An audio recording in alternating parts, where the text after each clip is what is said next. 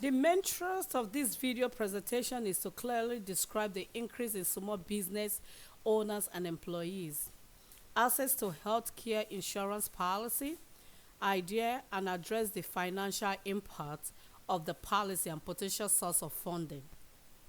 Much has been said about health inequalities. It impacts our state economy and the lives of our people. We know that increased access to health care had to rebuild state workforce, healthier citizens, and more robust economy. Research has proven that one of the causes of health inequality in our nation is lack of health insurance, and that the hardest hit by this unpleasant situation are low income earners, made up of already marginalized racial groups. Notes Manual 2017.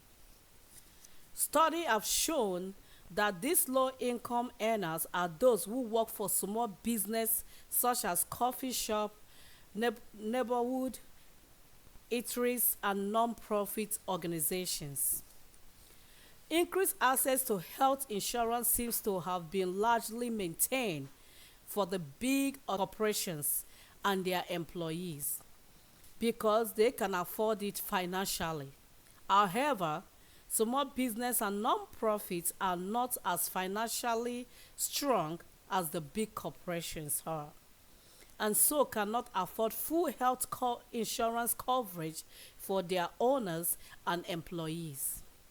This threat has been well documented, asserts Parable ETAL 2022. In a recent statement, the Lincoln Business Group 2020 stated that the Maryland small business make up 99.5% of all business in the state, representing 49.3% or 1.2 million individuals of the state workforce. In a letter to Congress describing the importance of small business in our economy, James 2020 emphasized that already known facts that business are the forerunner of our economy. There is no doubt that the group's insurance coverage up heavily lead to difficulty in accessing needed health care services and increased health inequalities in the states, which LaFontaine, Vaughan, and Pizzel 2019 maintained the Affordable Care Act seeks to end. The good news is that SB 59 has provisions that align with the increase of coverage value of ACA. If we believe in a robust state economic, strong and healthy state workforce, we must work to have SB 59 pass.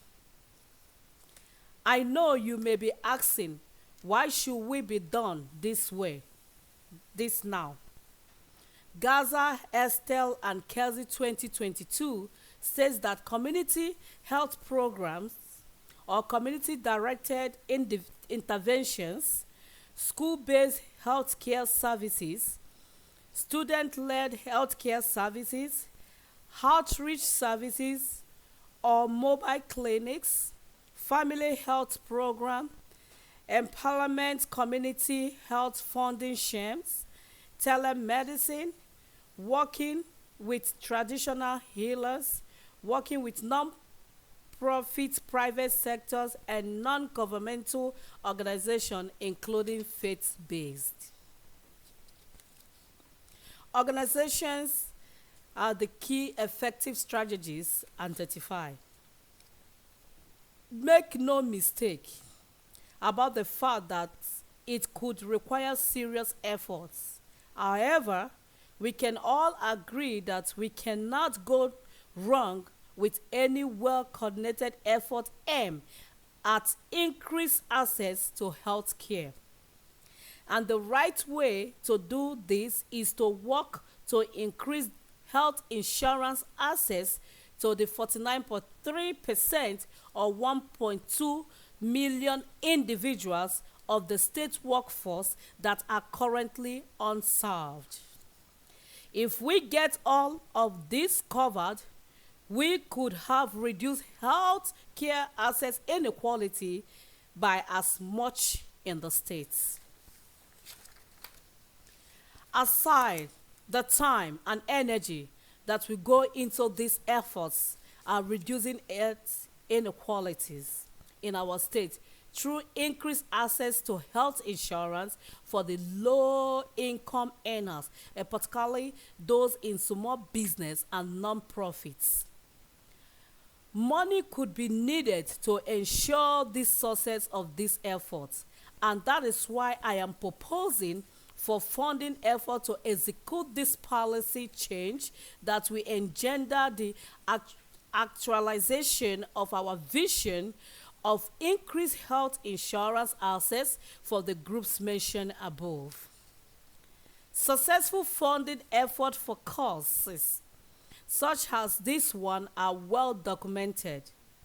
Marrera and Geller 2018 asserts that a framework of systematic approach to mapping corporate activity, allowing the participation and prevention action that may have a deleterious effect on population health include coordinated funding efforts. In view of that, I suggested that we use the following three functions resources. 1. Maryland government grants. Applying to Maryland government grants such as Maryland Supporting Community Health Resources or Health Inequality Equality Resources.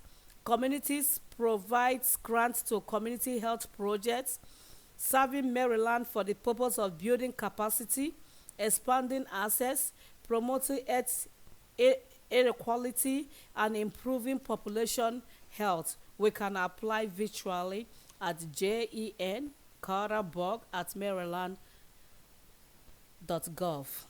Second, private grant organization such as 1. The Gabel Foundation grants for health care access and delivery. The Gabel Foundation award grants to non-profit community partners working to improve the quality of life in Baltimore. We can get application information at www.instrument.com. Browse grant/Maryland/health and awareness grant for non-profits. 2. The Blair Foundation grant. This organization gives grant for outreach efforts at expanding access to healthcare and physical well-being in Maryland. Application can be completed at theblairfoundation.org. I hope my presentation is persuasive enough to go all of us into action. Thank you.